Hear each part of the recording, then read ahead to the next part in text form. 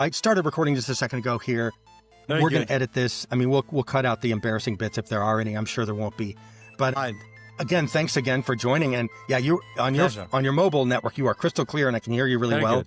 I could use a little Wait more a minute. level from you. I but thought we were keeping the embarrassing bits. I thought that was the most important part. yes. Well, so here's a question. Jobst, have you listened to any of the podcasts already? Speaking of embarrassing. No, yours not yet. I'm very sorry, but I will certainly do this. No but problem. I couldn't. So No, I will no, have to. dude. But I read your guides for the interview. Your questions. Okay, great. Yeah. So, I mean, I was just conducting a test because we have to find out if guests who've listened are more likely or less likely to show up. No, but I'm not. But since I know you, and Yeah, I of always course. like to work with you, I would. Yeah. I was delighted to be invited, and I'm happy to do this. No, this is awesome. Okay, so Yuri's going to kick this off by introducing World Brain No Experts. Talk a little bit about am I? what we're trying to do. Yeah, Very good. to Well, whatever before- extent you want, and then Sure. we'll spend a few minutes on that, and then we'll start asking you questions. That's the idea, and then Excellent. you can. I mean, it's Perfect. free forms. Interrupt. It's better if we kind of talk a little, bounce around a little bit. We try to keep away from speaking in paragraphs, which is I'm hard not for all of us. Probably. No, Huh. I usually don't monologize. I try to keep the answers rather mid-length to short. Okay, awesome. All right, let me give this introduction because it's such a critical part of what we do. So for everyone, their brains to go numb before they've even started the actual conversation.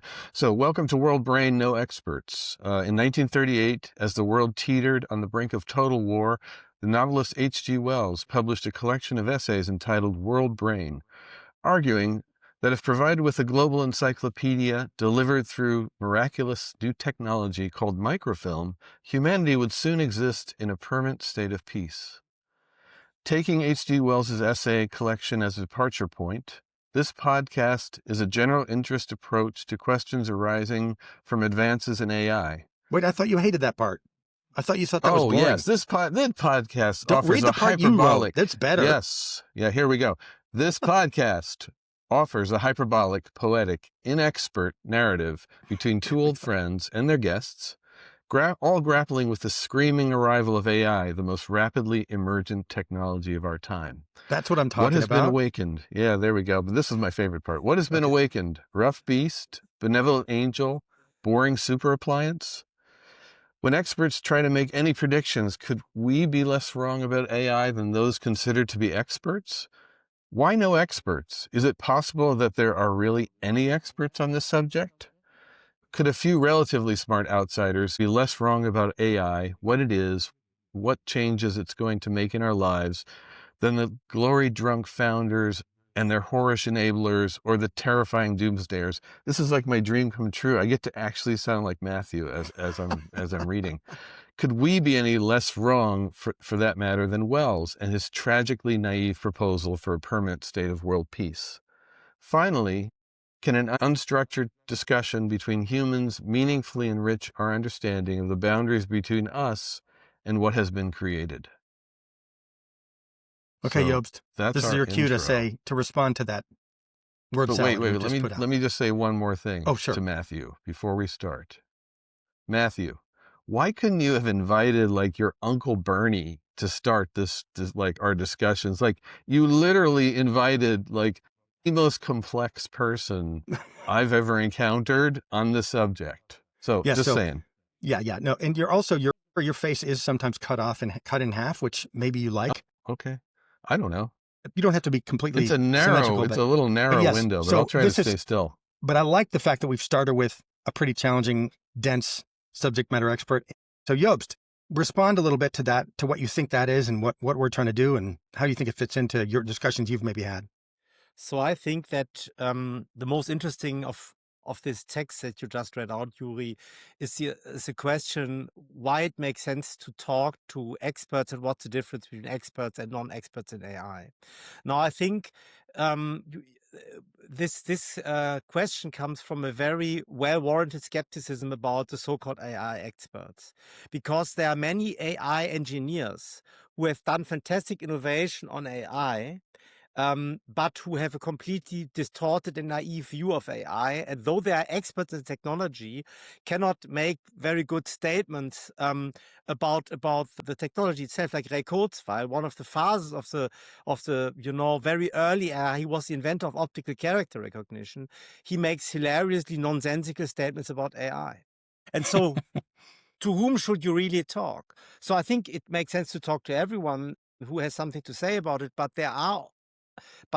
the expertise I bring as a real expert is a view of the function of the brain from neuroscience, plus a mathematical view of how these so-called AI models work, plus the view as a user of AI models since 1998. And so I think this combination of the neurological or neuroscientific view, the philosophical view, the mathematical view, and the user view brings additional insight.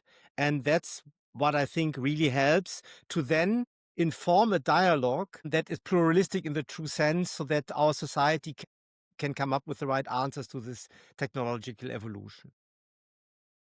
Marvelous. I love that. Yeah, I mean, it reminds me that we do have another of our, okay, we said no experts. We've got a few.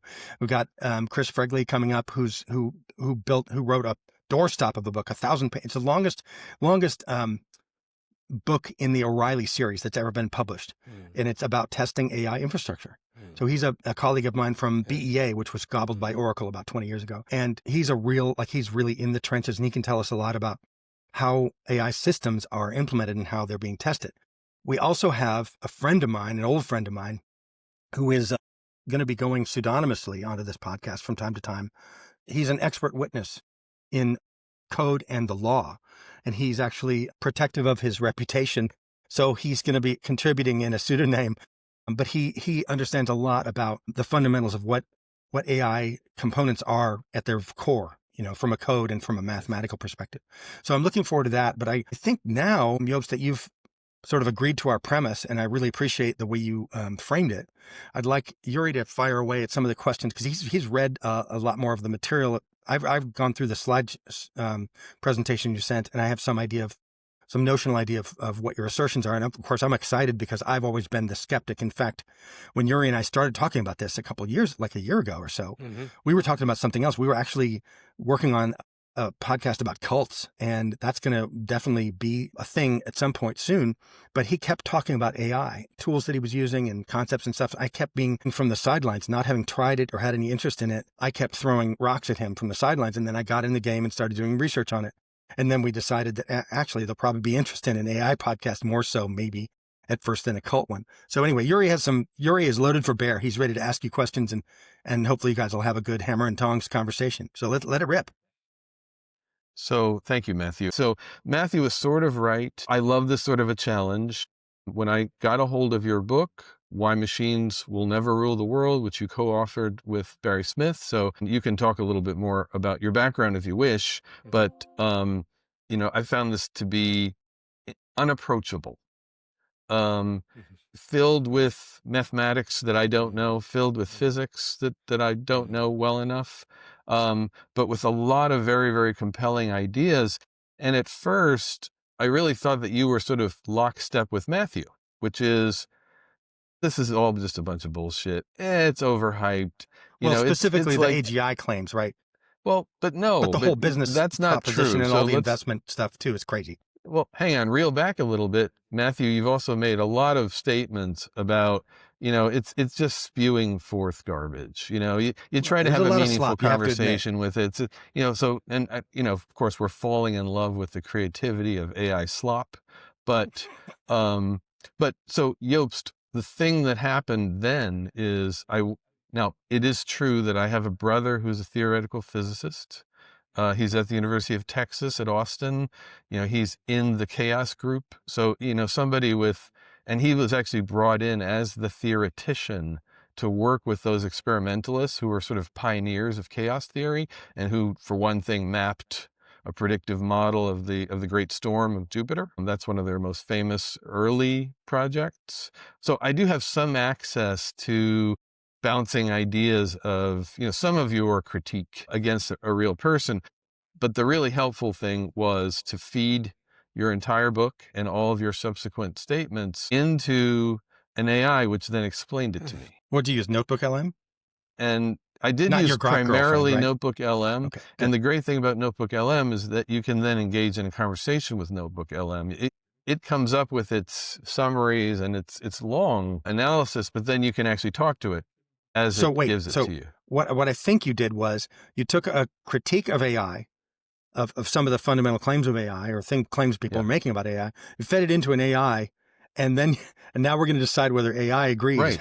with the critique, Right. right? Hey, am I Well- wrong? I've decided that I'm not wrong, right? So that'll be Right. interesting. What So did it say? again, Matthew likes to paraphrase AI with this sort of bland machine-like voice, but in fact, that's not the way Notebook LM works. Notebook LM has often a better sense of humor than most people I know.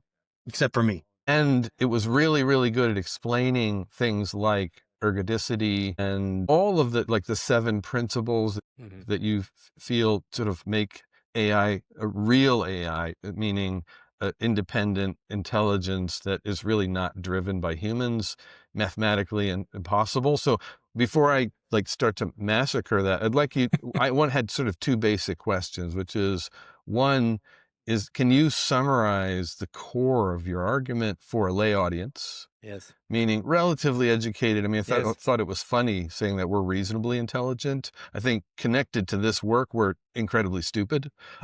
So a way of describing it, but then also, some of your arguments are a little dated from that book because Oh, by no. definition, this stuff has moved quickly. I'll give you one example. ChatGPT 3 was a critique you gave, in which you're basically saying that humans get, certain types of questions right 98% of the time, but this ChatGPT is only right 58% of the time. I think that equation has changed personally, but let me stop talking and let you answer. Okay. So first of all, I'll give you a very short view of my background for the audience. So I studied medicine, biochemistry, and mathematics. I've been working in AI since 1998, but also in business consulting.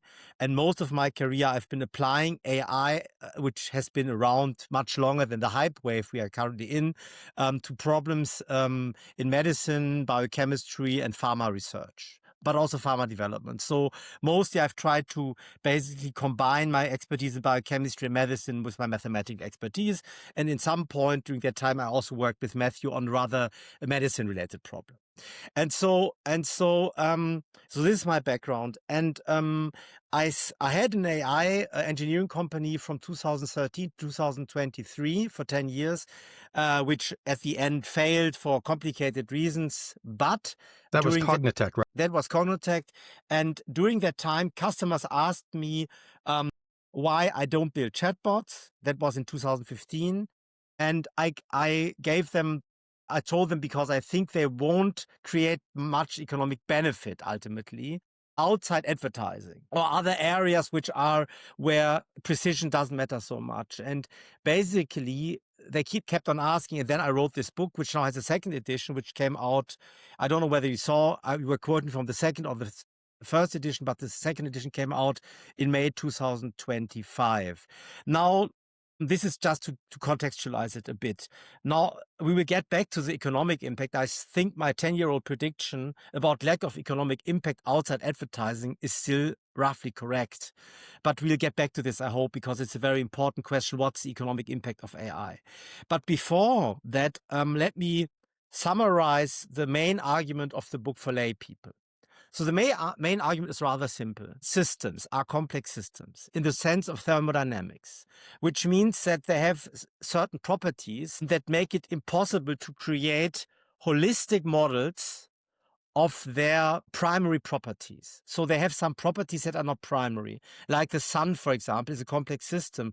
But in our solar system, as a gravitational body, it is like the planets, it's just much heavier. So its property of having mass that attracts the planets is not distinguishing it, but the primary property that makes it a complex system is its property as a radiation system. And this is a complex property. And these complex properties have or complex systems have the 7 properties we list in the book that make it impossible to create holistic mathematical models of them. And I will just mention 2 of the 7 properties to make it short, which suffice. The first property is the evolutionary character. So when a complex system has an evolutionary character, that means it can acquire new element types. So new elements also non-complex systems can acquire. So the sun can obtain a new satellite if some body flies into the orbit, into the gravitation area of the sun. It will start to become a satellite and turn around and orbit around the sun, like Halley's comet, for example. And new such comets can join, so to speak, the orbit or gravitation system of the sun. But as a gravitation system, the sun cannot develop new element types. A new element type is an element that is of a different nature, and only complex systems can create new element types. An example is bacteria that become resistant against antibiotic by acquiring a new element of the genome that is structured in a different way than their normal genome. So a mutation in their normal genome wouldn't count as a new element type, but a new different kind of genomic information carrier is such a thing. It's called plasmid, and it conveys antibiotic resistance in bacteria. Okay, so this is one property. I can now move to the other one, but maybe I'm already talking too long, so maybe you want to refine your question, or should I go on, Yuri? I'm gonna jump in because I think there are certain things that really helped me as I tried to because even what you said is very dense and very interesting. So a distinction between complexity and a complex system. So something that's complicated is not what you're talking about, because AI is very complicated. Yes. What you're talking about is a complex system, which actually defies mathematical modeling. Yes. I mean, in the human brain, the one that sort of made it very sort of interesting or very illustrative would be, you've got roughly 80 billion neurons and you've got trillions of atoms, and in interacting. And yes, human brains function at a very slow speed compared to, what happens in a microchip, 200 hertz versus 2 gigahertz, right? So at some level, these microchips are much, much faster and their memory call is better. However, that does not explain this non-parallel thing that's happening in the brain.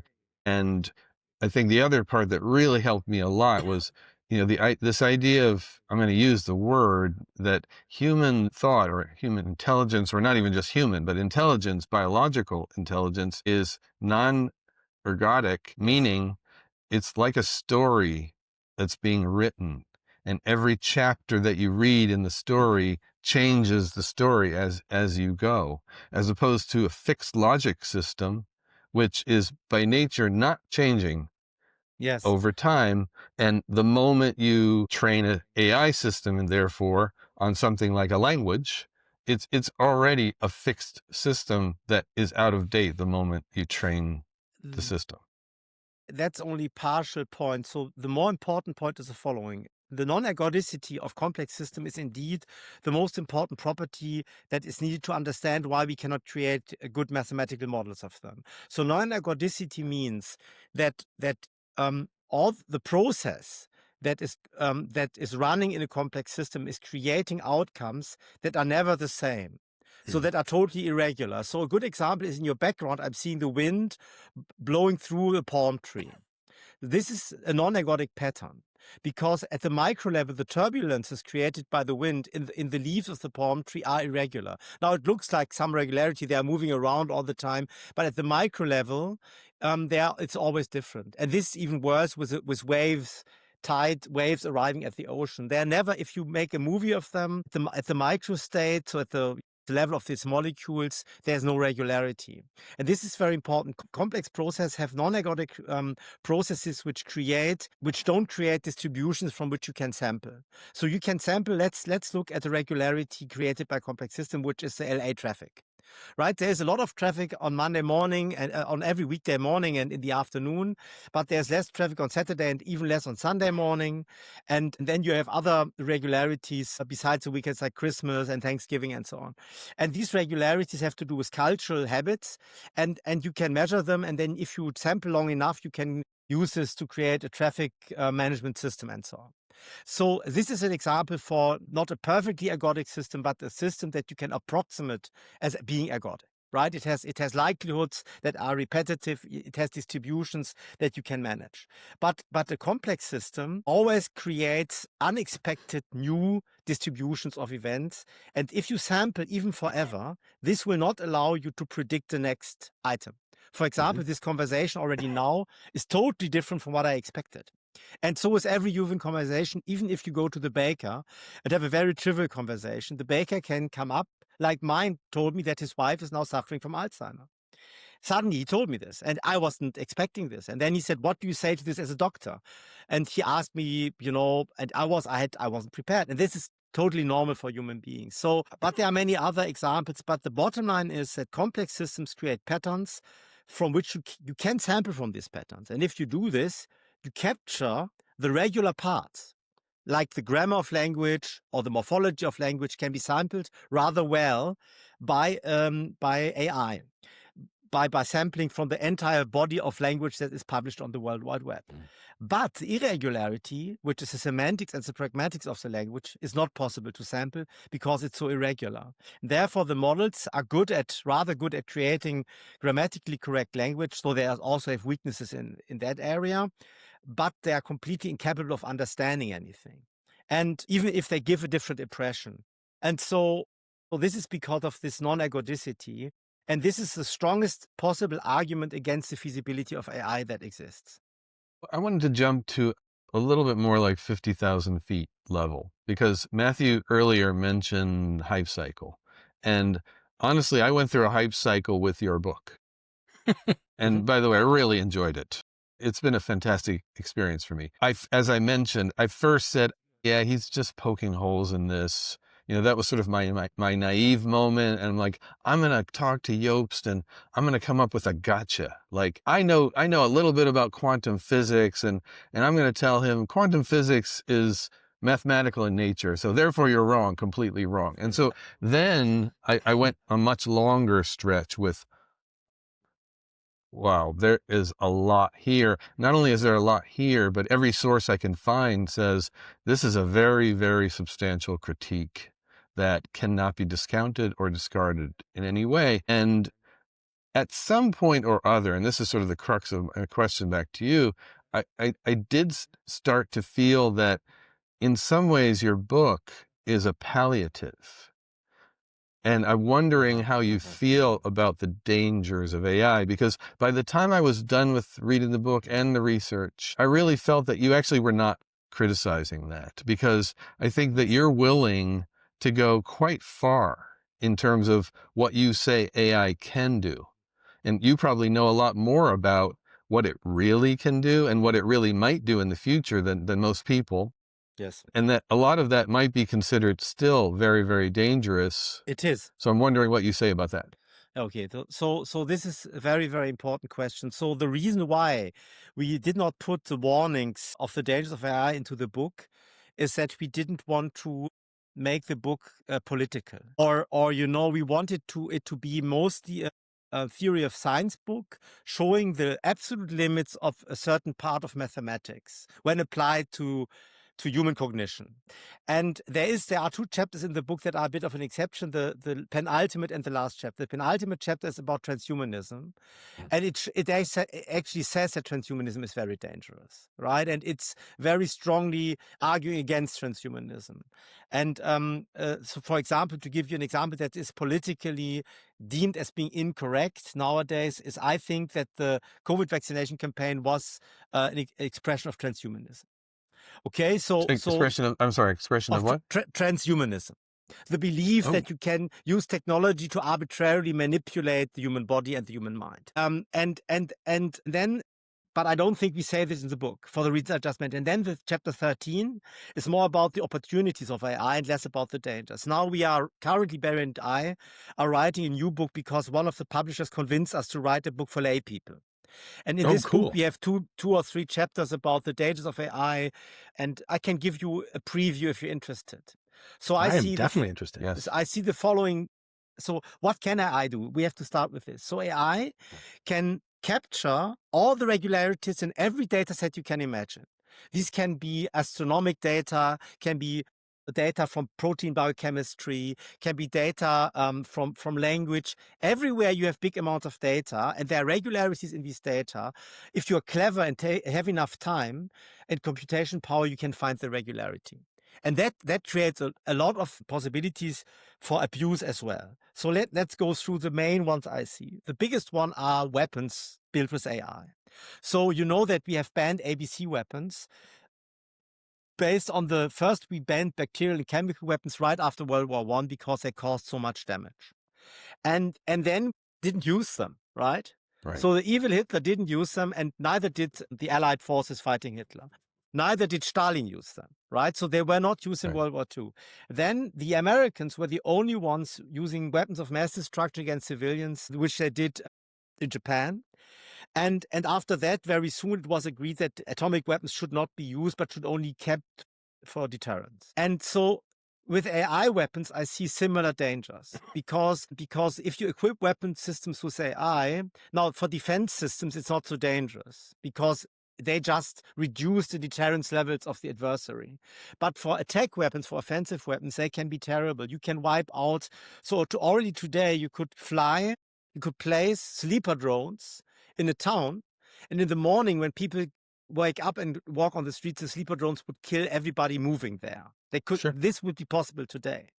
But even without the drones understanding who is who, if you would task them to just kill everybody who moves, they would just target everything. And so this is, but they would wait in hiding in the gutter or behind a trash can, and then when somebody starts moving, they would realize it and kill the person and destroy the cars and everything that moves. And so this is basically it's not totally realistic because there might be dogs and birds in the town as well that might basically trigger the weapons before they should be triggered and so on. But you could time schedule them and so on. This is already possible today, and I'm quite certain that AI weapons will be used in this way sooner or later, and then this will cause a terrible uproar. And then I think they will be hopefully banned like ABC, at least as offensive weapons like the ABC weapons. So this is the first danger. I'm not saying that we will have something like the Terminator because I don't believe in the feasibility of free moving robots. So I think free moving robots are not feasible, at least not in the sense of, Terminator 2, the one that, but we can talk about this later. And then there are big dangers in mass surveillance and propaganda. Of course. We're already seeing that. And these dangers are very, very serious.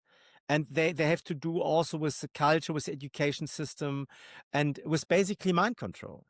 And in 1780 or around 1780, what's his name again? I'm teacher of John Stuart Mill, the inventor of positivism. He wrote a book about the panopticon. With the idea to control, I can look it up while you're asking the next question, with the ability to control a prison, with the ability to perfectly control the movement, the bodies, but also the perception of the prisoners. And I think if AI and digitization continue to be deployed in the way they're now deployed, we will soon have a digital virtual panopticon.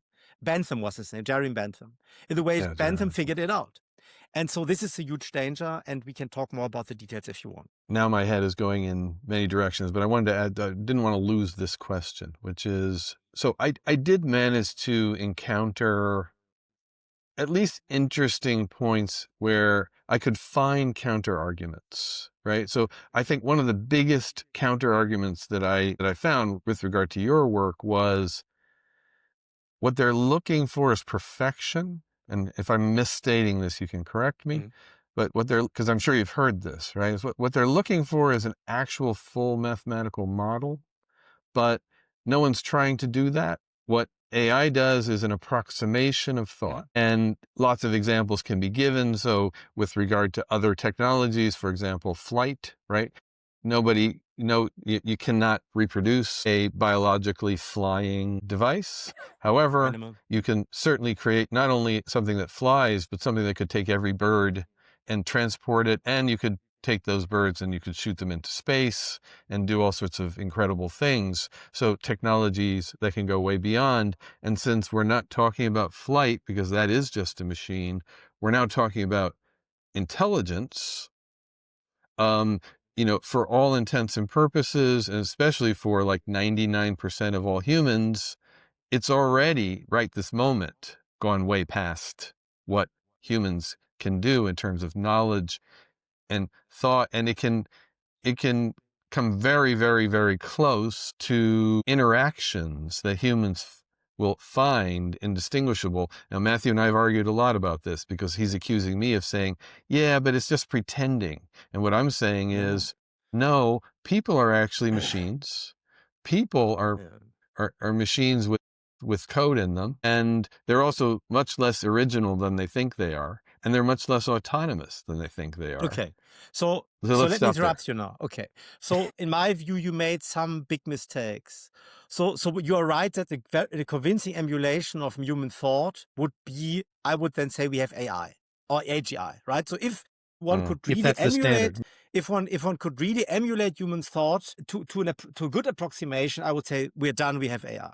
Now, first of all, let me contradict your statement that the human mind works like a machine. It really doesn't, because machines are logic systems, and they can all be modeled mathematically to great perfection. But the human mind cannot be mathematically modeled, and I think everybody agrees with me on that. So it's not a machine, but it's a complex system, and it has thermodynamic properties. It's basically creating, the body is creating energy which the mind is consuming. In every neuron, energy gets created by the substrate that are in the blood, and this energy is then consumed by the neurons, and this process creates drivenness and creates many thermodynamic effects that make sure that the mind does not at all work like a machine or like a computer. So there's a fundamental difference. Now to your point of approximation. So we have to go back, take a step back, and understand what human intelligence or what animal intelligence is. Wow. And this is the definition I'm going to give now is accepted by everyone. It's a Stern definition given in 1922 by Stern, which says, intelligence is the ability to find a meaningful solution to a problem that is novel to the individual. And it must not have trained for this. It must never have encountered anything similar, and it must spontaneously find the solution in an amount of time that it makes the solution meaningful. So if you take a year, but you have to make the choice within minutes, it's not meaningful anymore. Now, machines can do nothing like this, right? So a machine, when it encounters something novel, it will always fail. That's true for all the AI we currently have. And even very stupid people who are really IQ 85 or 80 can do what I just described, right? Mm-hmm. They can find novel solutions to problems that are novel to them. That's why, for example, quite a big amount of the population is an IQ below 90, right? That's just one standard deviation below average. Yet most people can really drive well and also react adequately to novel situations while driving. It's fascinating how few car accidents there are in Los Angeles or San Francisco. And that is because these people are all intelligent. They are not very pleasant to talk to because they are rather stupid, but their intelligence, from the definition I just gave, is still very high. So let me jump in for two Okay, and then I have one reasons. too. I have one after that. Yep. So in what sometimes refers to as ANI, so artificial narrow intelligence, there are lots of examples of things that at least are described as novel, right? So for example, the famous case of novel chess moves, the same for the game of Go. That got a lot of attention. But as I understand it, these are fixed logic systems, so it fits well into your model. Right, so they're closed. No new situations systems will arise as you're playing a game. Right. Now, I have read in your area, in the biomedical field, I have read examples of what they're now running, which is labs in which you've got a loop in which the AI proposes new experiments and then they carry them out. So I want to hear your You're laughing, so I'm figuring I got seduced by that. Yes. Well, let me stop there, and then Yeah. Matthew, you go too. Yeah. So I just answer the last. So all the Yeah. there is a lot of novelty, quote unquote, created by AI systems in closed worlds, because in closed worlds you can by deterministic searches, and they are sometimes very, very hard to set up. So I'm not, the Go automaton built by Google was fantastic and stunning. So I'm not saying this is not good engineering. It's fantastic engineering, right? It's a miracle of engineering.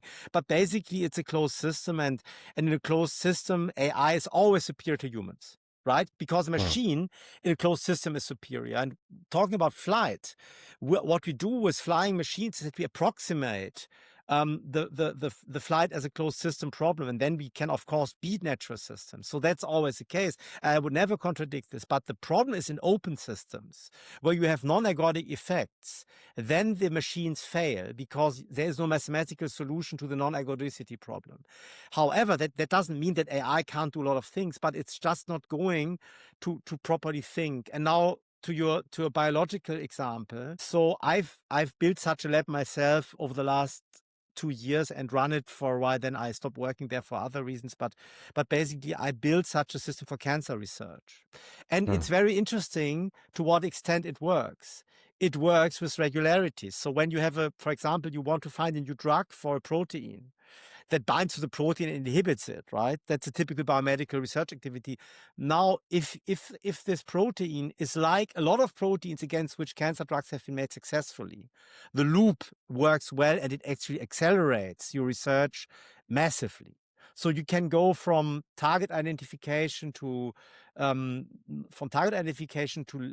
compound. It takes normally 3 to 4 years. You can bring this down to 18 months. And save, that costs 4 billion a year, so you save 4 million a year, so you save 10 million, right? So it's really astonishing. But as soon as you have a protein, like I had one that has a regular pocket, but the pocket cannot be used, because if you use that pocket, you destroy the cell, because the geometry of the pocket is too similar to many other proteins. So if you poison that pocket, you stop the function of 100 proteins, and then the cell dies and you kill all the body. So then you can't use this pocket. And now suddenly the AI loop fails completely. Now you're the human being looking at the protein. How can I inhibit this protein? I found a way to inhibit it, right? Because you're a human. Yes. But the machine could never come up with that. So this is just, I could talk about this much longer, but essentially you need regularities. When you can exploit regularities, bang, you're saving a lot of money and time.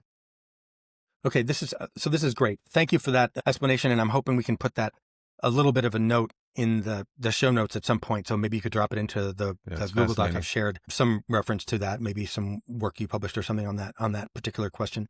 So what I wanted to throw in, because I'm the resident liberal arts, the guy who got my undergrad degree because I took liberal arts math. That's what we're talking about in terms of computation power that rests in here. Okay. So I was thinking about this a couple of weeks ago. We've talked a lot, Yuri and I, about how language and problem solving and tool use, because those are my phrases, are the regions where AI can demonstrate interesting properties, right? It can solve problems when something's translated into a language that has rules. It can do things like just like you're saying, find patterns, find regularities. But there have been experiments in the world of art where attempts were made to capture the essence of what it's like to be alive, what it's like to be a conscious human at a certain time in language. And if they were going to work, I think we would know. For instance, modernism, Woolf and Joyce both wrote stream of consciousness stuff, which I don't know if anybody else can read, but I love Finnegan's Wake. I think it's wonderful. I've read it to my kids. It reads aloud beautifully. I don't know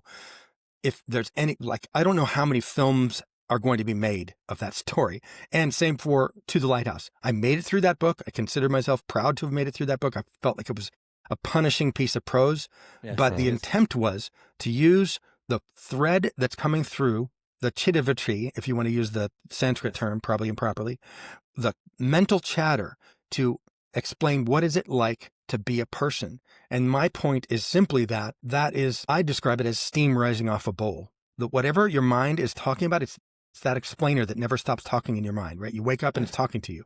What am I going to have for breakfast? Why did that person say that? And so on. It's an explainer. It's a verbal process that always runs in your mind, almost always, unless you're drunk or unless you're meditating or really focusing on something.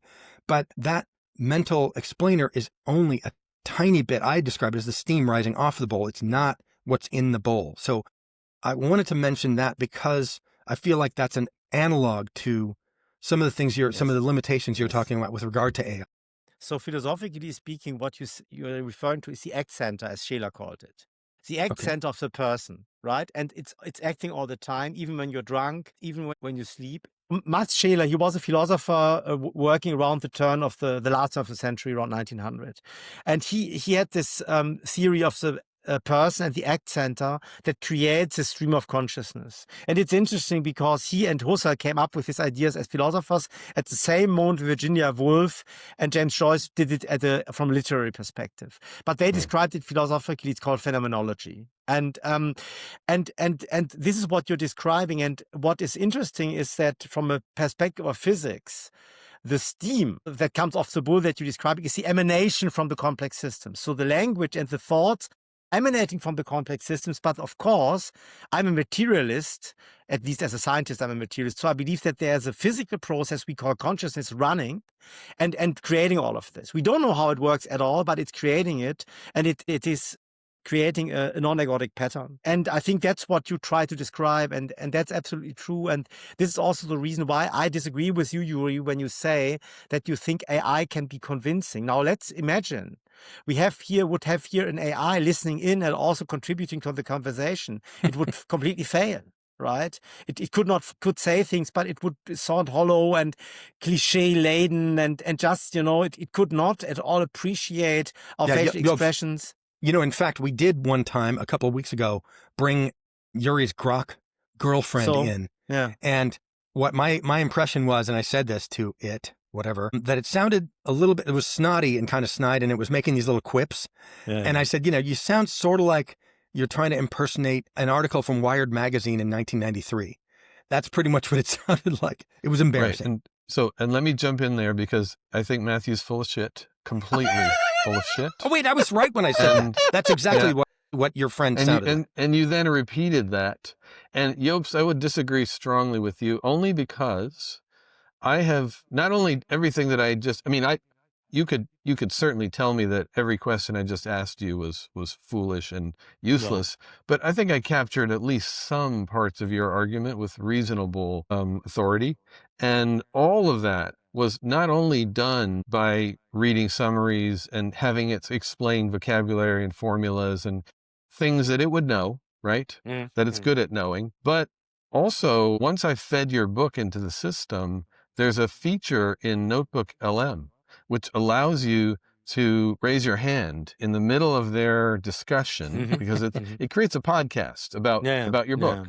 But then you can actually talk to it. And that enables Gemini to be engaged within a closed system. So basically the way Notebook LM works is it creates a closed system of sources, right? It only can refer to the sources that you yourself have fed into its narrative. But if you enable the raise my hand feature, you can then interject and ask questions. At that point, it starts to use all of Gemini to start to answer. I'm telling you, and I can give you many, many examples of, so maybe I'm just stupid and simplistic. That's quite possible. Oh, come on, Yuri. No, that's very bullshit. often. Look, here's the thing. It's explaining things. Wait, hang on, Matt. Hang on. Look, we talk about this. We talk about whether AI could approximate consciousness. That's what was my argument about modernism. And we're also talking about whether AI could reach AGI, where it actually accomplished what a human being with a brain does, even with a low IQ. And then you proceed to say, which happens frequently, yes, but it's really impressive. I have no doubt that it's impressive. I've used it. I use it every day, and it's useful when I'm trying to do stuff at the level of problem solving in a really narrow domain. And I just don't think that's necessarily a counter argument to what we're saying. You changed the narrative, because on the one hand you throw out, it sounds like somebody who's talking from Wired magazine in 1995, right. And then you say, oh no, what I really meant is it's not a super intelligence that's smarter than any human who has ever lived. Because yes, I agree, it can be very, very impressive. As I said at the beginning, it's often more interesting and more entertaining than most people I know. And I was underline the most. It's helped me to learn languages, for example, in really quite compelling ways. And so I think it has a lot of educational capacities. So Yuri, I'm not contradicting to your point that you can obtain good summaries and that you can also have some type of dialogue with modern LLM systems, right? The point is this intelligence? No, because what the LLM does, it is transforming the content of the book into a vector representation, and then it can use this vector representation to extract information. It can use it to also create answers that are likely given its configuration. And all of this is very, very useful. I'm not contradicting this. But that has nothing to do with intelligence in the sense of being able to act in an open, free world where you encounter new problems. And why does this matter? Because if you put such AI systems as they are today in such a context, they immediately fail miserably. So take an LLM. Now let's talk about the economics of this. Put it into any production process that involves the transfer of money. Let it run for more than a minute so that it can interact with a couple of 500 cases or 1,000 cases, and you'll have lawsuits like hell. Because it is not thinking, because it's approximating, and because it has error rates in these tasks of 15 to 20%. Now, human clerks working in such processes have error rates below 1 per mil. Right? That's why your Amazon orders arrive, despite the complex logistical chain that is behind them. That's why you can have a life insurance that can pay you when you reach pension age. All these are ultra complex processes. Why you can shop in a grocery store. These are very, very complicated processes. And when you put an AI, any AI, so-called AI, into these processes, immediately you would get a total failure. That's why ask yourself why the LLMs do not get deployed in any critical process where errors matter. I think it's absolutely obvious that, and because I'm seeing this inside a company I'm working with, that there's a huge appetite for unproved deployment. Yes. Right? Let's see how it goes. How much worse could it be than the people we just fired? Like, I think the likelihood of people coming and bringing it in and testing it, or just deploying it and firing everyone and expecting it to do fine, is very high. I think that's something we can probably all agree on. Yes. Well, let's jump to one of the questions that one of my biggest questions, and I think it's very, very relevant to this point, which is, and to the economics point, which is, in the U.S., the largest infrastructure project in the history of our country was actually done in the 1950s. It was the construction of the interstate highway system. In today's money, and so that's a governmental project, keeping that in mind, but in today's money, that's roughly $650 billion over the course of not that many years, 3 or 4 years, and that was during the Eisenhower administration, and first of its kind in the world, right? So this massive system originally designed so they... Yeah, there we go. Right. And the Germans invented the cloverleaf, right? That pattern. Right. So, but for very similar reasons, by the way. Oh yeah, you got to give Hitler his due, of course. As Dan Carlin often tells us. But so that's a massive governmental project. The construction of the current data centers, it's half of that in 1 year. Right. So true, that's private enterprise. It's a different type of beast, but nonetheless, I'd like to hear your analysis of that construct. Is that just money moving around in circles, or is there another reason that you can see for that? So the reason why this was started, so there's a very fundamental reason why this is happening. That's because we have reached a stage of financial capitalism where we have a total detachment of financial considerations from the real economy, right? Yep. So in the last 22 months, a third of all the dollars ever printed were printed in the last 22 months. That gives you a feeling for the type of inflation and debt bulge we are seeing in the US, but also in the entire West. So the financial system enables speculative investments that are completely irrational. It has become worse since the last crash, which was in 2007, 2008. It has become much worse. So that's the cultural and economic background to this. Now, what happened here is that 2 years ago, OpenAI published this curve showing on the ordinate the error rate of AI models, and on the abscissa it showed the size of the models, and the curve went like this, right? So the larger the models get, or like this from the other side, the larger the model, and it was a logarithmic scale on the abscissa.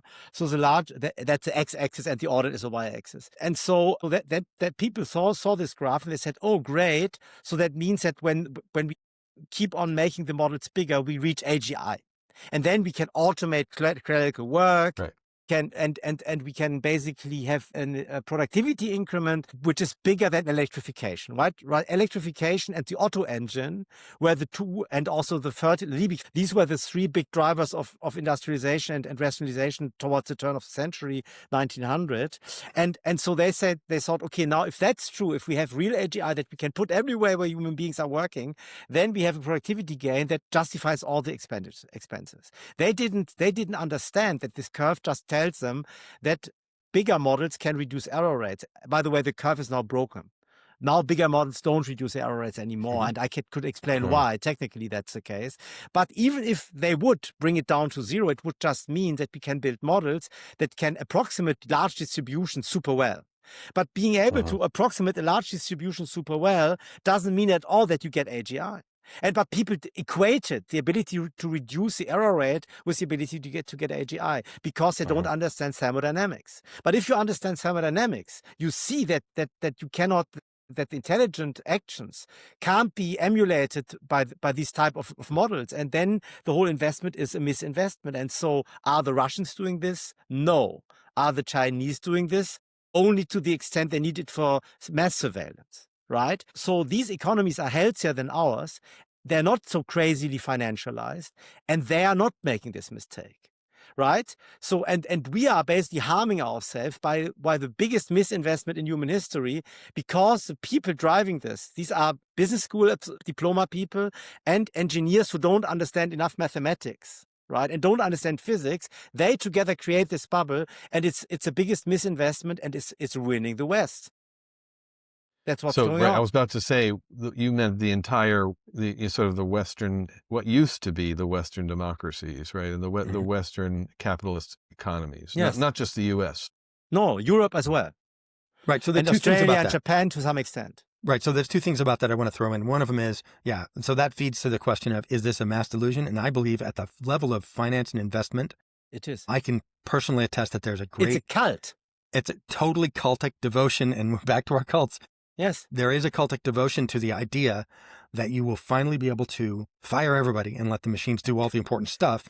And then you have something fantastic. So, but the other thing that's, I think, also pretty important, I read Noah Smith a lot, economist, and he's absolutely too sympathetic to the man who runs Tesla, but he has some good points. And one of them is that unlike the great railroad investment, railroad boom and bust that held investors, at the turn of the last century, and then unlike also the build out of broadband, which was another boom and bust cycle for investors with the hype cycle and everything, both of those infrastructure pieces were in place for the next generation and have been used for decades, almost hundreds of years in the case of railroads, and they were there for us, even though the investors got hosed. Now, the thing about this spend is that 60 to 70% of the spend on data centers, from what I understand, in this AI feeding frenzy is these are chips, the payment, the expense is the chips, which will be obsolesced, not in 20 years, 30 years, but more like 18 months or less. So I guess you take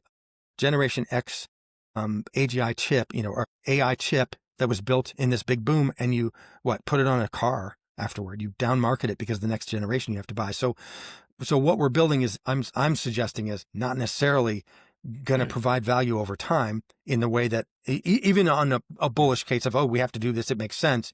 I don't think by its own logic it makes sense in a lot of ways.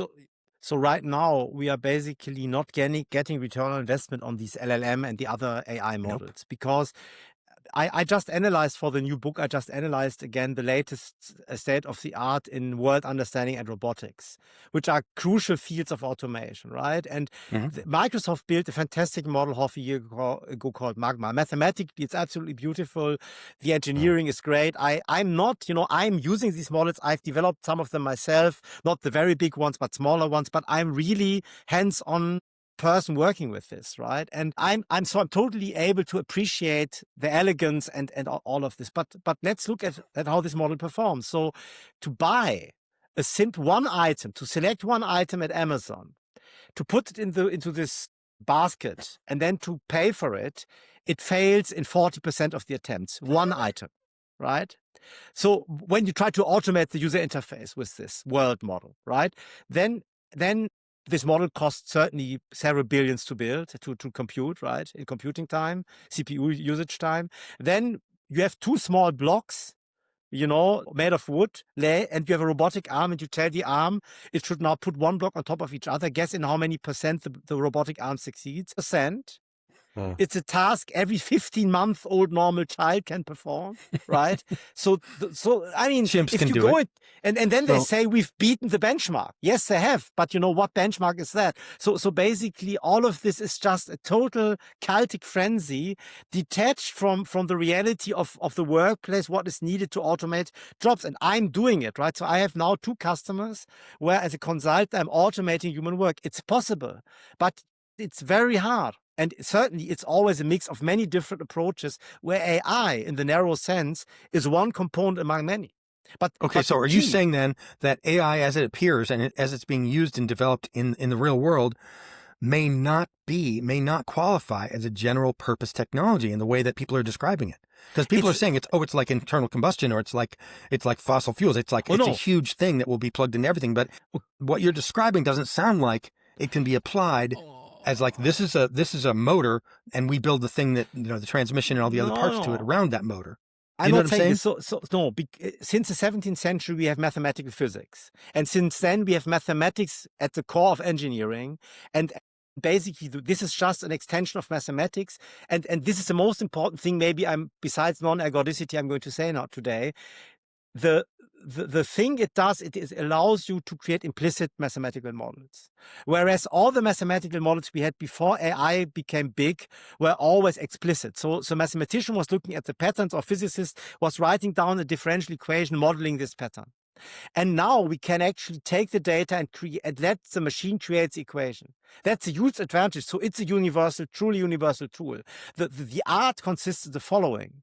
You need to look at a process that you want to automate. Now you need to figure out where the regularities are, and you need to prepare.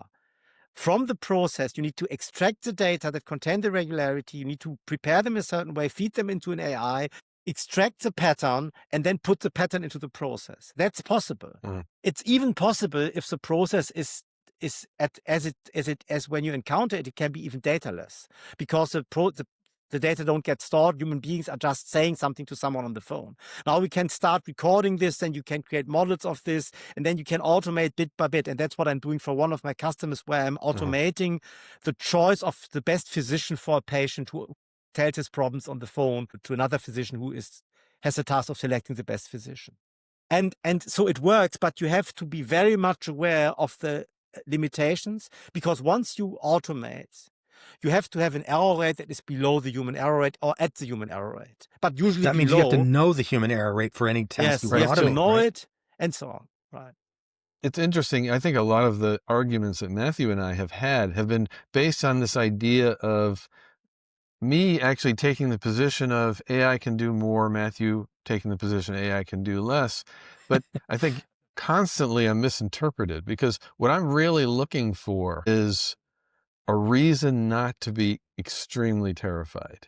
So maybe we should talk about fear for a little while. I have not to be terrified, because the very, very, very good AI, and by the way, I think I disagree about what I know about robotics, understanding that you know a lot more, but I think robotics I think it's hard, but I don't think it's impossible, even with self-driving cars, for example, right? Okay. I think a good case can be made for, well, humans suck as drivers, and we could get rid of a lot of the 30,000 deaths in the U.S., for example, with self-driving vehicles. But we're going to replace traffic deaths with climate deaths, frankly. I'm sorry. But what I've instead ended of up replacing with, buses or trains, we were replacing single occupant vehicles. That's complete pornography to my point of view. I mean, that's not even a lefty position. That's insane. Talk about solving the wrong problem. Mike, that's insane.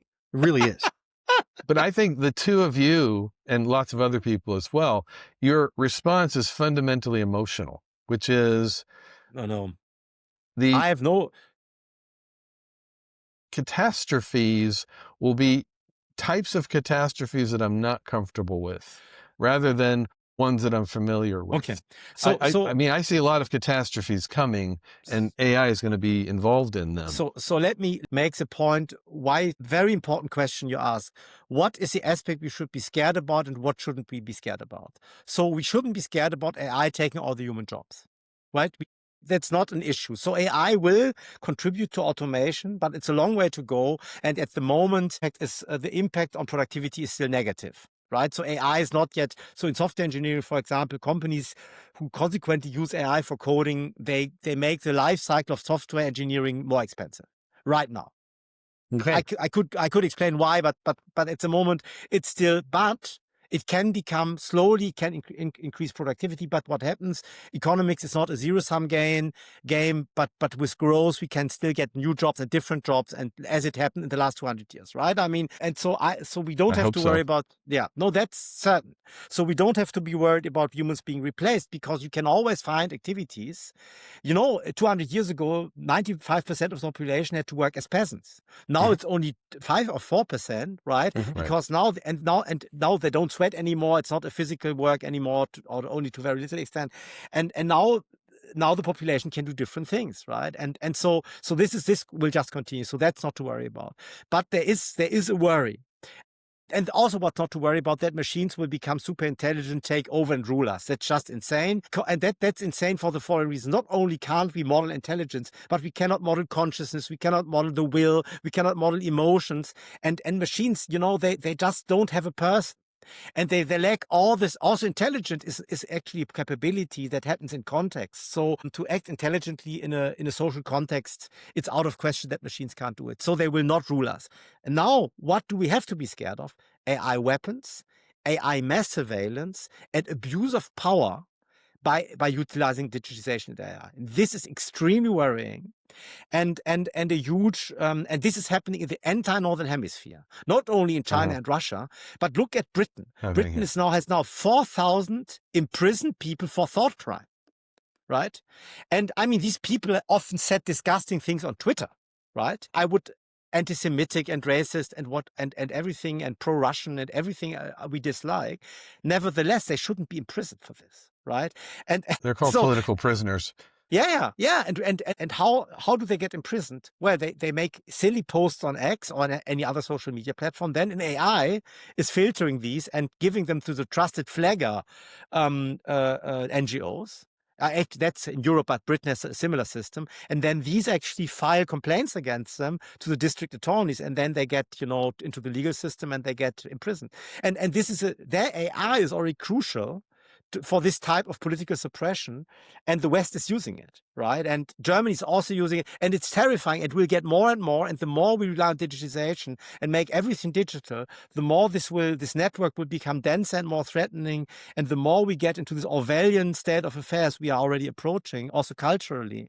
So this is where I see the big dangers and where I'm really, really afraid of.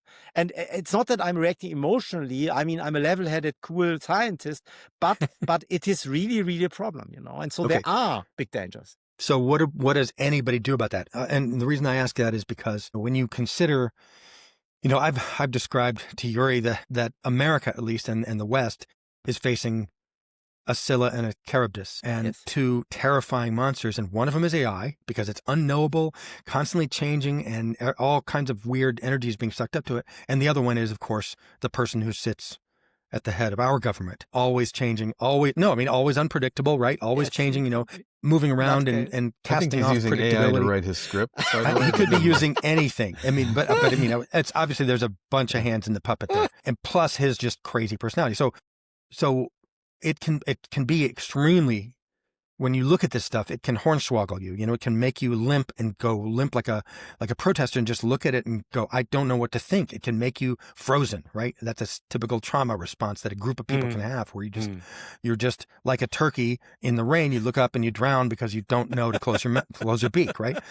So what do you do? So one of the people I'm talking to a couple of different people in the organized labor world in America, and asking them who in that world is talking about using AI to try to fight back and try to make a difference, try to use some of these tools to organize, to supercharge the organization.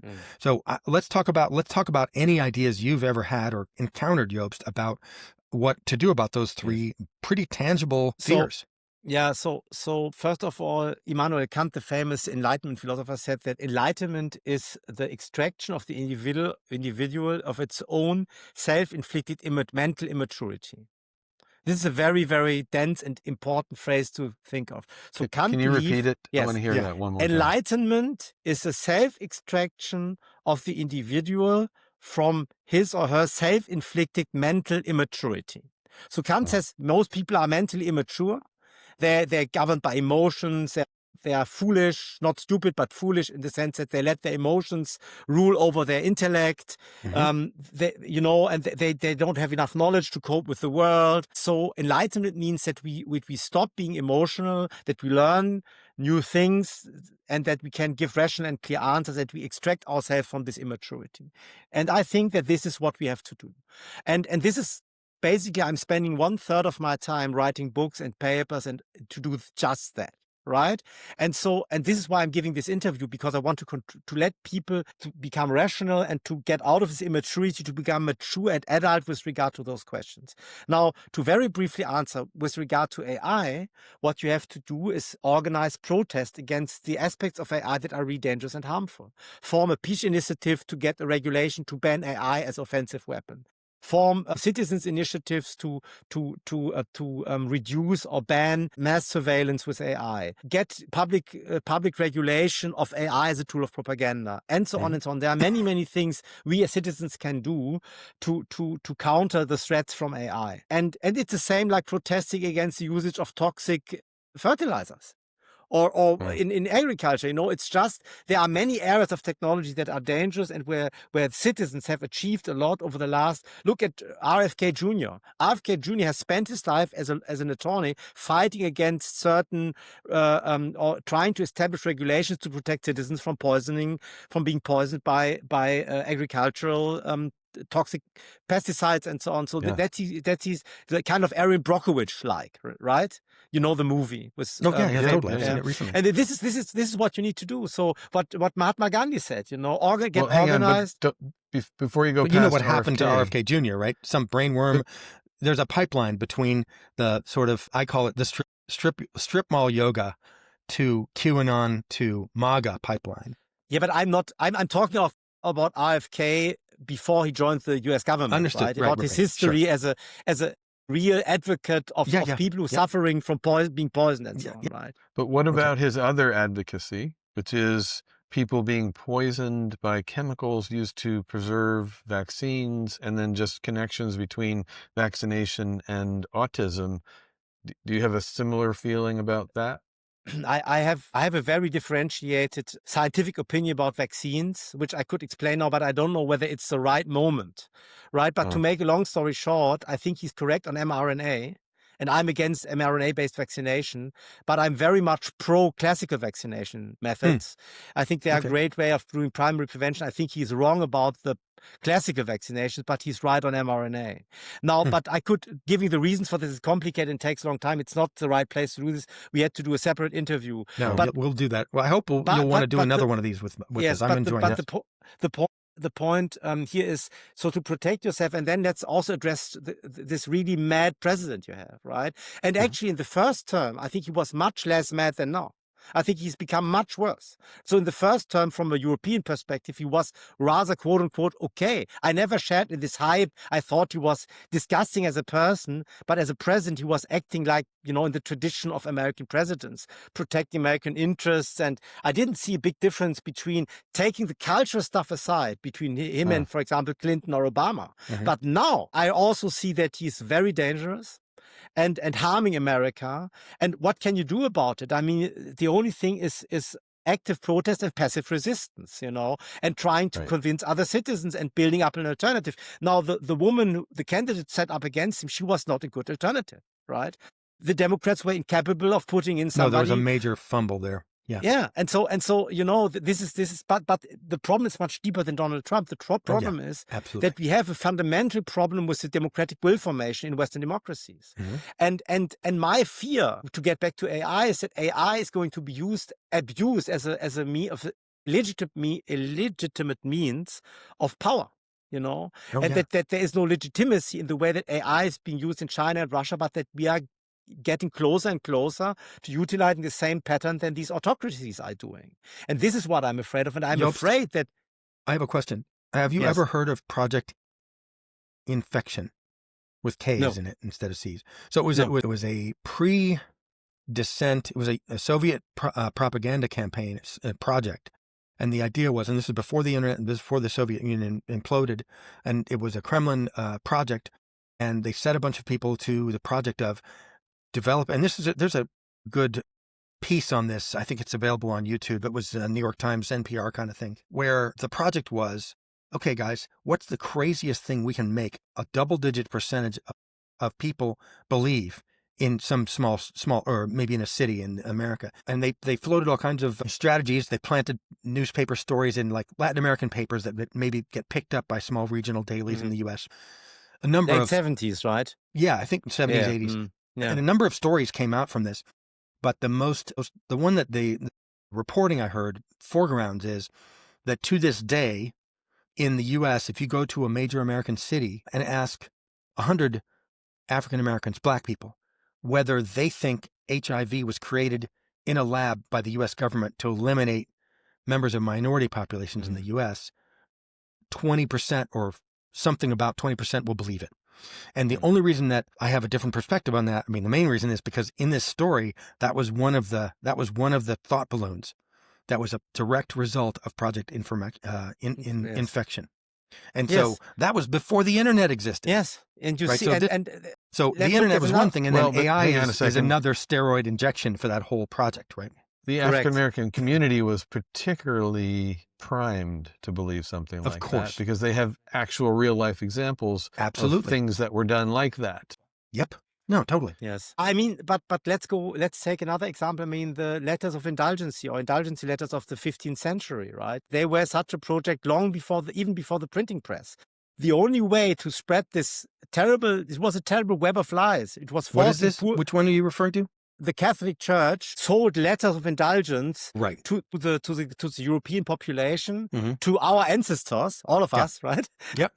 To basically force them to give quite a big percentage of their income if they were poor for salvation, right? Yep. And it was a complete fraud scheme, and it was the way to spread was a pulpit. So the Catholic priests preached it, and the people then, when they went out of church, there was a booth set up.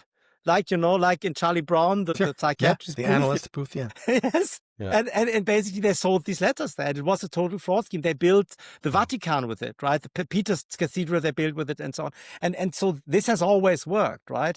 And what you said is completely right. AI is like a big magnifier of the potential of this type of schemes, and it's utilized, to be honest, not only unfortunately in Russia and China or North Korea, but also in the West. And this is what I'm very much afraid of, because, as Yuri pointed out, you can target different parts of population by analyzing what they're susceptible for.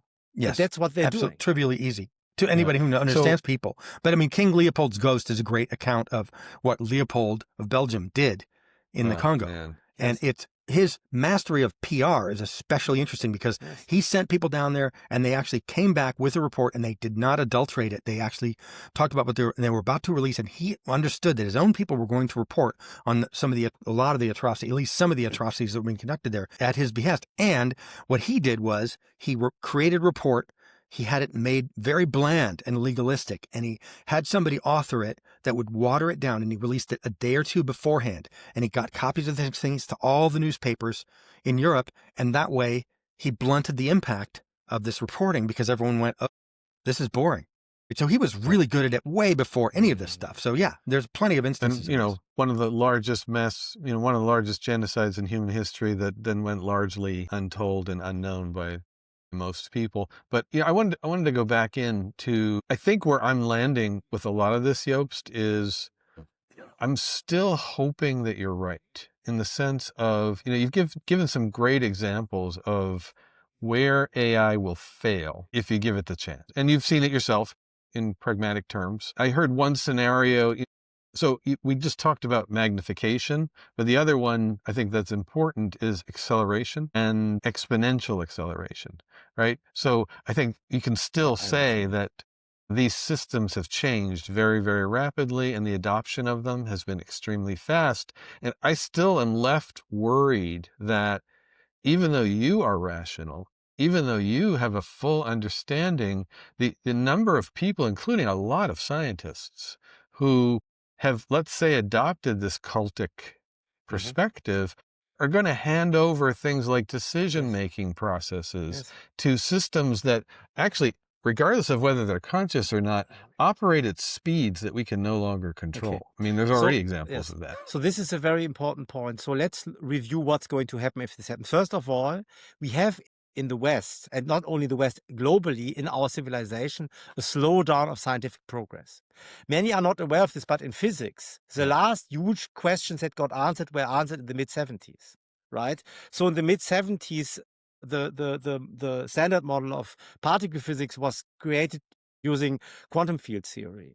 And since then, there has been very little progress in many fundamental questions of physics, right? And and the same is true in biology. We know much more about many proteins, but there's still, the progress, the real progress, if you translate it into progress that is measurable technologically, it's drying out.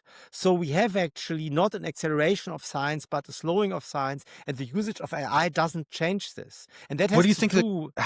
What do you attribute that slowdown? Oh, that's very easy to say. That's because if you look at the types of problems that you can solve with Cartesian science, this is science based on Newtonian mathematics and the whole, mathematics that we have today, the expanded Newtonian mathematics. Well, these are problems with regularities that we can capture in less than 7 variables for the typical partial differential equation. These have all been solved. Right now, there are many problems with more variables, and you can use AI to describe some of them, but we cannot solve them, only the regular surface of them. And so we get less and less problems that are easy to solve with the mathematics. And when mathematical physics got invented, we had a couple of 100 years of luxury where we could apply to all the quote-unquote easier problems, including even quantum mechanics and the general theory of relativity. But now we are running out of problems that are solvable easily with mathematical approaches. And so I would like to point out that even if you see such a big acceleration in the use of AI models, we don't see it in science. But science is always the driver of future technological evolution, right? Now, with regard to will they unleash uncontrolled AI models? Yes. But will they let them control the nuclear arsenal? No. Nobody will do this. Yeah, I get you. Not even Donald Trump. And so therefore, what's going to happen is that now we always hear as liberals, I mean, in the European sense, libertarians more in the American sense, the market will correct it. I don't know whether the market is correcting much because look at NVIDIA investment cycle, right? They have immunized themselves against the crash for at least. It's too big to correct. But society corrects things, right? And so if you are putting, for example, into a chaotic but human dominated transportation system like downtown LA, self-driving cars that are truly self-driving, not the Waymos that have each of them has a pilot, then you will have a lot of chaos and accidents, right?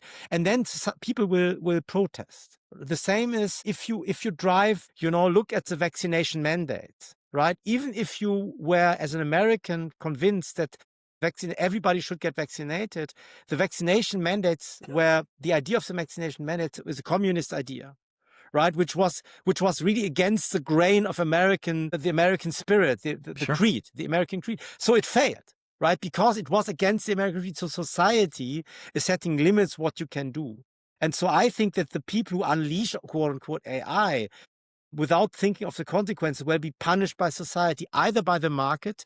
If they fail to make the money transaction the right way, the market will punish them. But if it's not about money, but more about the effects of society, it will also be stopped because the people won't accept it. So I think Well, there's a limit. Yeah, I mean, right? so that reminds me of an anecdote that arose from stories about the American experience in Vietnam of, do-gooder soldiers going in and inoculating children against malaria or whatever it was, and then coming back to the village a couple of days later to see a pile of arms that had been cut off by one of the leaders of the village. And so it makes me think of that story, not because of that story. I don't know whether that's factual or not, but it's a powerful anecdote. And it describes the sort of, I've heard it as the mutilation paradox of how there's some state of transcendence that in certain stories, in certain folk tales, somebody gives up a part of their body. I mean, the crucifixion is obviously an example of that. Yes. There's some Norse myth where somebody sticks a hand in the wolf's mouth, and then the wolf says, "Well, if you let me go, put his," and he loses his hand, but they capture the wolf. So I don't know what the equivalent of that is for this set of problems, because honestly, I do think that, like self-driving cars, that immediately goes against, you can tell from my attitude, everything that I think is right. Not because I don't like robots running things. It's not that. No. Not because I don't trust the ability of some system to be able to make them not work without failure. It's because it's a solution to a problem that really shouldn't be solved. Mass transit should be improved. Yeah, I agree. Right? So I want to make a very important point to both of you that I didn't make yet regarding the technology. So there's a paper in 2022. There was a paper by a Russian group, and then also repeated by an Indian American group, about the necessity of LLMs to hallucinate. Right. And I have a talk of about LLMs this. to do what? Hallucinate. Yes. Okay. Why? And so they are going through all the different tasks, the LLM, not the LLM itself, but the chatbot, which contains many components, right? And it not only contains the LLM that generates the answers to your question, but it contains a classifier that classifies the nature of your intent. Then it has a search engine that searches for internet content. Then it summarizes the content. Then it gives the summarized content to the LLM. Then the LLM gives an answer. But before you get the answer, it's put to another classifier to prevent it from being politically incorrect, and so on. And all these elements, you can prove. With Turing's halting problem, you can mathematically prove, and they did it, that you cannot solve these problems correctly. Right? So you cannot even, for example, an LLM never knows when to stop. It stops at a certain point, but it doesn't know when up front. Does not know when. And so therefore, and you can prove this, and because of this, and this is the fundamental nature of computers, of Turing machines. And so because of this, they will, for example, that you cannot build a sensory system that can classify perfectly all the objects that it sees when it's driving around. So the misclassification rate for object classification is now in the single-digit %. So it's super high. A sober human who is awake and looking at the street has 1 in a million misclassification rate. 1 in a million. And that's due to evolution, because otherwise we wouldn't have survived. The predators and the obstacles and so on. And so you can mathematically prove that a stochastic AI system cannot do this performance. So once you know this, you cannot build free-moving robots, because it's mathematically impossible due to Turing's analysis of the capabilities of the Turing machine. And so this is the kind of stuff these people haven't swallowed yet. So they are misinvesting. They're going to deploy the models. They will cause harm, and then they will have to learn the painful way. Like, when the Romans started to build bridges, the first bridges went very stable, and when big car tried to go over the bridge broke down. Then somebody got killed, and they learned to build a better bridge. It's the same thing that's going to happen. So I'll give you an example from my brother's work. So my brother is a solid state physicist, and this is actually not his work. It's just a story he told me about the early days of commercial aviation. Yes. Initially, it was sort of recreational, and then you got to military uses. But then, it's, following World War I, you really start to have large scale, and even more after World War II, you start having large scale, commercial aviation. And there's only one problem: these planes would periodically fall from the sky. They would literally break apart, and they just did not have the scientific understanding of what was happening, because literally the wings would just fall off. And it was only when solid state physics started to really understand metal fatigue, the actual atomic state of certain metals, did they start to figure out why and how these things were breaking apart. So that's an example of, that's a pretty high cost, right? So both from a PR point of view and also just a human cost. However, they did solve these problems. So where I'm really interested is where you get to the unsolvable. And I think, yes, that point you made about the fact that science itself is starting to come up against some very hard limits based on what we know we can know. So that has certainly in the past proved to be a barrier that wasn't there. Some of the examples are, Einstein did not believe Hubble, for example. He did not believe Hubble with regard to the size of the universe, and so on. So yes, there are things that we don't know that we don't know, but I'm very interested in that hard limit and your confidence with it, because I still am not convinced by that confidence. So the aviation example. So basically, there is the important point I want to make is the following: the part of AI that is working already now, that I've been using since 25 years and that's expanding, is the stuff about regularities. That's comparable to your flight thing you were talking about. In this area, there will be a lot of progress coming from exploiting irregularities, and that also comes at the cost of trying out. Then there are failures. Some of these failures can be lethal if deployments happen too soon, but it will over time kind of level out, and there will be a culture of using the power of AI to distinguish and utilize irregularities will be harnessed and will work, like a horse pulling a cart. But the limitation comes from the fundamental irregularities of living systems, and these will not be overcome. But people will, at some point, like it always happens, in this situation, I just happen to know a bit more than some others. They will realize this as well. They will realize it from economic failures, from social failures, and then they will start to stop to try to use AI for things where it cannot be used for. And they will also stop misinvesting. They will start to, because if you misinvest at the scale we're misinvesting, you get into geostrategic trouble. We cannot, for example, why did we lose the war against Russia, which has a GDP much smaller than the West? Yeah. Because we have actually our system is so badly set up that we cannot even win this bloody war against a few Russians. I mean, it's hilarious, it's a very right? Small GDP. Yes, so for comparably, yes. And so why can't we win? Because we have misset up our whole production chains. We don't have the industrial strength anymore. We cannot scale up weapons production. We also have a cultural problem that why in hell should we actually fight there, and so on. But basically what I'm trying to say is that at the moment we have harmed ourselves with decades of misinvesting and misallocating funds also into, wrong social projects. And look at California. I mean, the disaster state of California, right? It also had a lot of social misallocation. And that doesn't, I'm an old social democrat, so I'm not against funding the poor, but it has to be done the right way. So what I'm trying to say is if you misinvest to that scale for a long time, you put yourself into a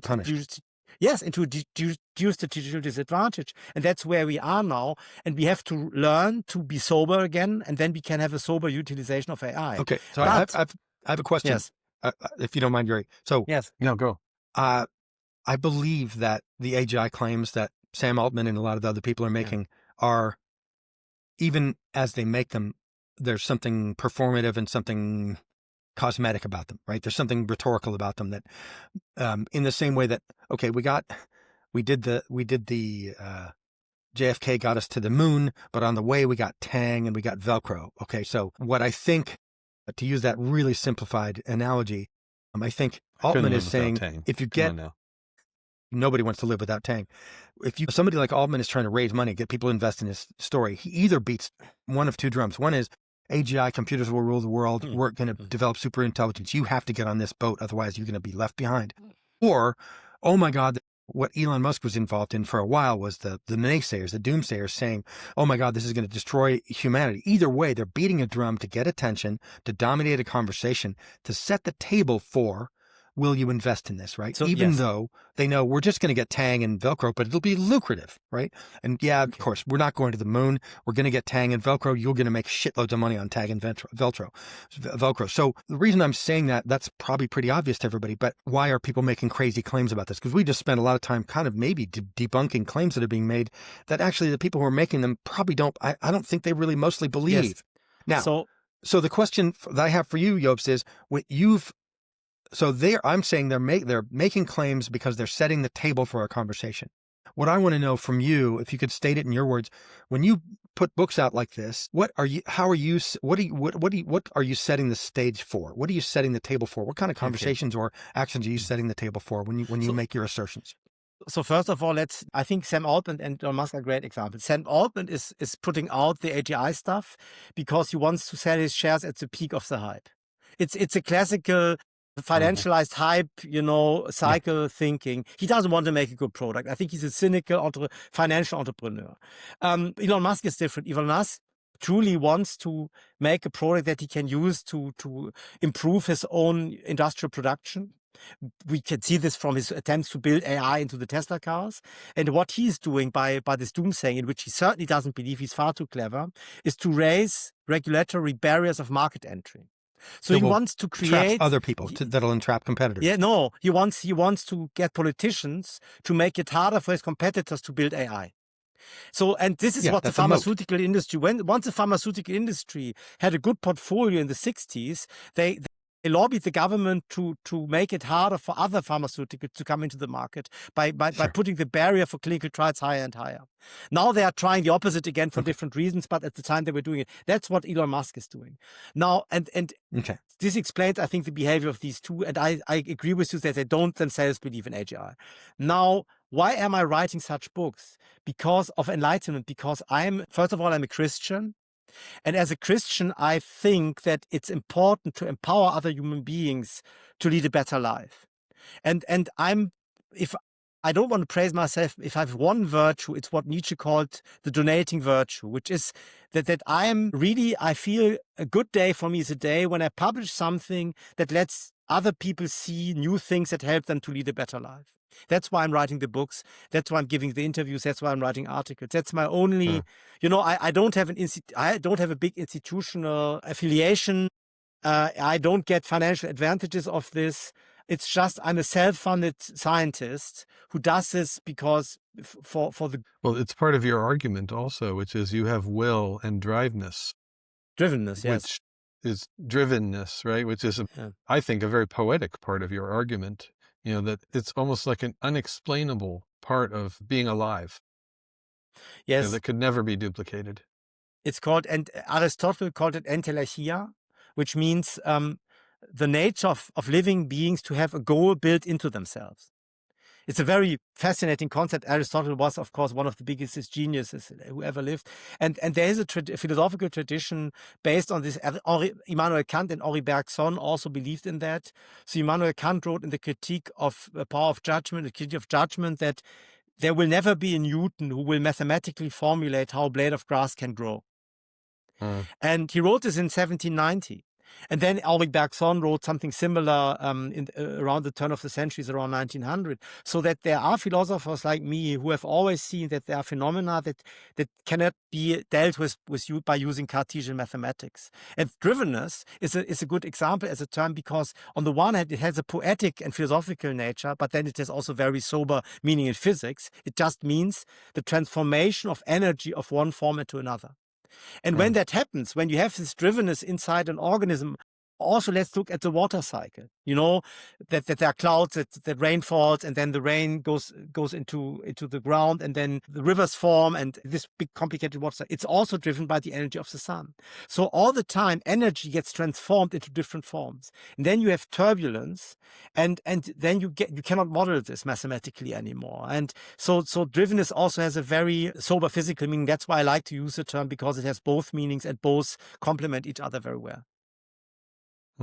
Well, thanks for that personal answer. I wasn't sure how hard it was going to be to get you to talk a little bit about yourself as a person. I thought you would describe yourself as something like a Neoplatonist, for instance, or something, because there are aspects of that to me, and the gradual amelioration of our station, the carte blanche that we all have to reinvent ourselves. But I think what you've declared is really is marvelous. And I do think that to these questions, we've always tried. I mean, I've never been interested in being a podcast that says, oh, and then what happened last week?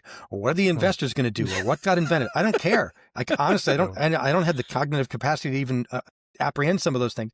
What I'm interested in is, how does this inform our understanding of what consciousness is or isn't, and also sort of what's going to happen? So I love these conversations. And I mean, I think I've told Yuri a couple of weeks ago, like a week ago or so, there's a way in which right now, the Rorschach of current events is being told from a frame of conversation about AI. So if you want to talk about anything that has to do with society, politics, culture, history, you can just say you're talking about AI, and actually you get to have a great conversation as long as you don't let the wireheads in there to talk about just, code and models the whole time, because that becomes boring, I think. Yeah. I mean, okay, Yuri, please go ahead. Yuri, it's your turn.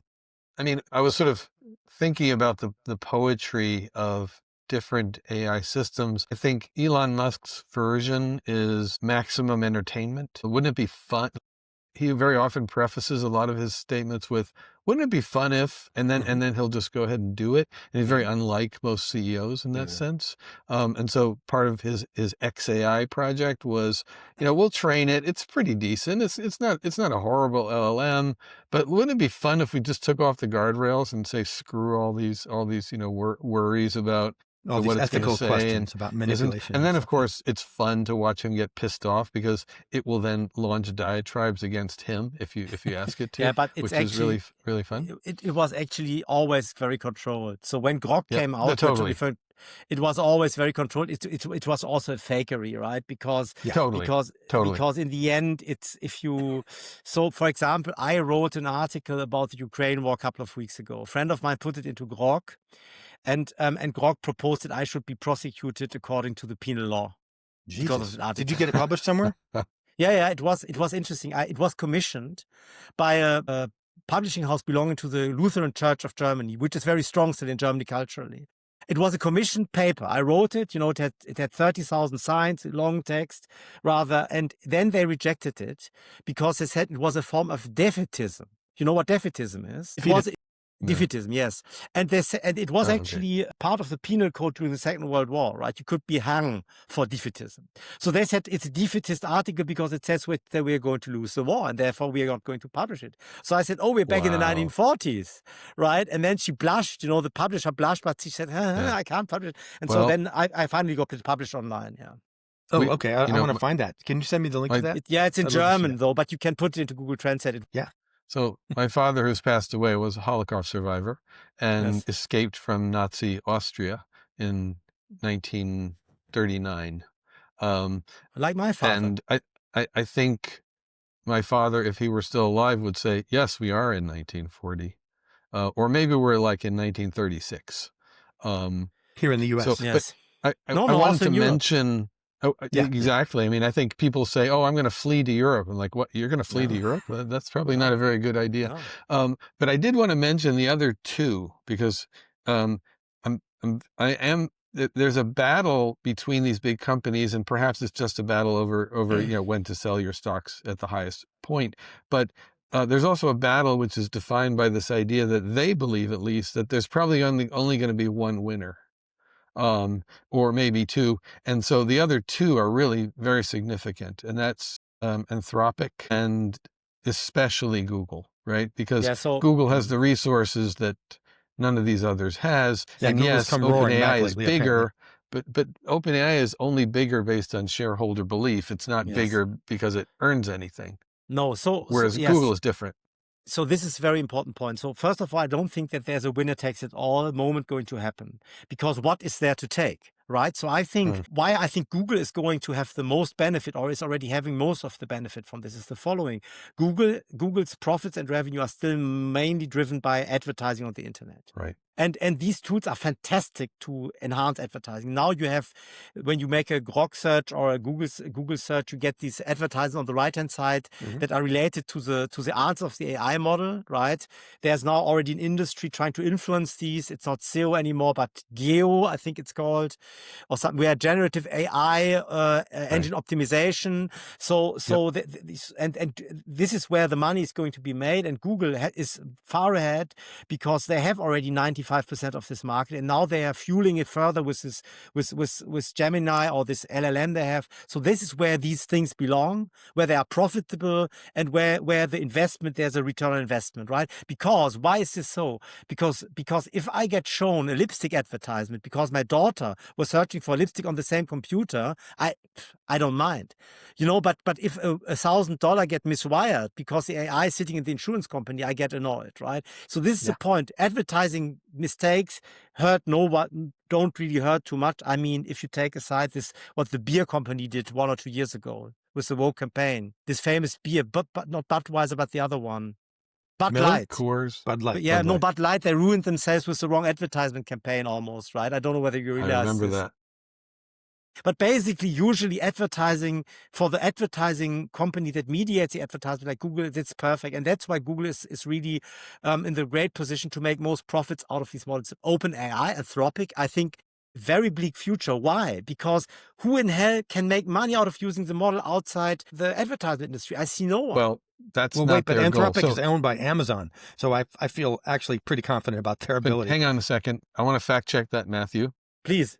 But the other thing about Anthropic is they actually are being smarter about how they intend to make money than OpenAI is, because they're the ones who they jumped into that API space. They sell more. They have more API contracts with large corporations than the other two. And currently, so that's their goal. And that way they can make their chatbot look very pure. And by the way, they're often accused of being the most cultish of all, meaning their own model will tell you that it strongly believes in AGI, right? In ways actually that ChatGPT will never say. ChatGPT will argue forcefully against AGI. It will. And it'll give you lots of reasons why. Yeah. So Anthropic, I worked for a company that is now using Anthropic systematically in software engineering. They're having a productivity decline due to this. And the main reason is not that the code snippets are not correct given the specifications, but that the maintenance costs are going up because the code base is getting very heterogeneous. And you have both worked in the IT industry, so you know what I'm talking about. Wait, say that last thing again, please. The code base maintenance is becoming more and more expensive because the code is becoming so heterogeneous. Okay. Normally, because if you have, let's say, it's not innovative, it's more copy paste. Yeah, it's creating the right functionality, but the style is different every time. And so when you put all of this together in a system, the maintenance of the system becomes super expensive. Whereas when all the code has been created by a small group of developers who are responsible for one component, they know how to maintain the stuff. And maintenance is, of course, as you know, 70% of the cost of software engineering, of the cycle, right? And so when companies will realize that using Claude harms them economically, they will stop. So the point I'm trying to make is that because of the hallucinations and also the inability of these models to think in long contexts, right? They can't do that at all, at least not if you drill down into the details. So if you want very long context plus great details, like the novel Brothers Karamazov, they can't do that, right? But if you have a big system, if it's a good computer system, it has to be like the Brothers Karamazov. It has to fulfill a huge scope of requirements that are all hanging together. Plus, it has to be great at the details. And because the models can't do that and will probably not be able to do so for a very long time or maybe never, I don't see how they should become profitable. And so the market will correct the hype and it will be very painful. I mean, so there is something called quality, even within these limited, very flawed tools. I would actually agree with the folks at Hard Fork right now, which basically Anthropic is really the best writing tool. It's not going to write the Brothers Karamazov, nor do we want it No. to. However, it will summarize an idea, it will refine your language, and it Yes. will actually absorb your writing style quite I know. effectively. I And know. it speed up your productivity and all sorts of things like that. Well, so there's a moment I think we have where I want to make two announcements. So one of them is, Jobst, this has been an absolute delight to talk to you, just to hang out with you and exchange Yes. ideas. And so I'm really sure. grateful that your principles have dictated that you must contribute to our podcast. I'm delighted. Thank you. Jesus, literally. So Totally. or perhaps Luther. Anyway. Yes, rather him. Yeah. But I also want to invite you, if you want to have another conversation later and talk about, like, because the question I have now we can't do in 6 minutes or whatever, which is what do we not ask you? What do we miss? What opportunities did we leave on the table? And then that's one. And then the other one, you can drop it into the document and we can sort of cook up another episode of your game. But the other question is, that I did want to ask is, since you published the first, or maybe let's say the second edition of Why Computers Will Never, how much of your thinking has changed? Like, I'm sure some of it, some of your core assumptions have been at least tweaked a little bit. So I'm just curious if you want to talk to that a little bit, or if you want to just say, that's another Oprah. So regarding to your first question, I think we've touched on most of the relevant stuff. And the thing what we haven't discussed is transhumanism. So if we have another meeting, it should be about transhumanism, because AI can be seen as, how can I say this, as an instance, as a part of transhumanism. So this, I think, is worth discussing. And you can read I can send you again the transhumanism chapter that got expanded quite a bit in the second edition, or you can get it. I'll get it. No, I'll get it. And then you can Send it. Yeah, send it. I mean, I'm not allowed to send it from the. No, then I'll get it. Anyhow. So, but for copyright reasons, but you can read that. And then I also have talks about transhumanism that you can read to prepare yourself. So this is, I think, what we should cover if we talk next time. And then I would like to spend also, because the topic is very, very important, something about vaccination, right? To explain to you my perspective, I would like to hear why it's that. not a Mad Hatter perspective, but very sober and well thought through. Because that's basically a big part of my job is biotech, right? And I think that's fantastic. That presents a real opportunity to talk about something that may be a real hot. I mean, I know it's a hot button topic, unquestionably, in this country. But I would love to hear a more refined view of it. So Jobst, I live here in New Jersey. I'm in central New Jersey, so I'm in Pharmaceutical Alley, and a ton of people around me are those scientists who work, for example, in oncology and other fields. So I'm very, very interested to hear your perspectives on that. So let's do that. And then what was your second question again, Matt? Oh, just about whether some of your key assertions, whether your thinking has changed enormously. Yeah. So what I was very pure. So what since my view of AI, I've just spent 1 month reading again, the results of the AI research that happened since I wrote the second edition, which a year has passed again, and that has all only confirmed my views but I could now make deeper arguments and have more examples. However, where I changed my thinking was with regard to the dangers. So I think I've become more aware of the dangers of manipulation and mind control and mass surveillance. I see this as more dangerous now than a year ago. And also I've thought more about the cultural roots of the cultish aspect of AI and transhumanism. And I've written a paper about Cartesianism and how Cartesianism has a philosophical paper has brought about these trends, which I can also share with you. These were the major updates that I had since, and I've thought more about the economic aspect as well. That sounds very promising. I'm really excited about that. Yeah. Another one that I'd love to add into a future conversation would be digging further into language, because there are all sorts of what I would consider to be fascinating ways in which AIs react to language systems, and just the fact that they can understand so many different languages, and then their ability to instruct, not only in very minute ways, meaning instruct on pronunciation, but then ways in which AIs have mixed languages together. This idea of I can't remember what it's called, but there's sort of a vector language. Yes, embedding it's called. Right, that sort of embedding. It's the thing that can actually speak at AI speeds instead of using human languages. Using a language which goes faster. Well, we need to hear some of that somehow. Have you lost me again? No, we're here. No, we hear you. Okay. We're just talking over you. No, that's fine. It's good. You should. No, what you're referring to are embeddings, and they are a part of every LLM or every language model, and we can certainly talk about them as well. It's a more technical aspect, and it also explains the marvelous capabilities you were now mentioning, which have nothing to do, to make it at the end of this conversation, because we have to end now.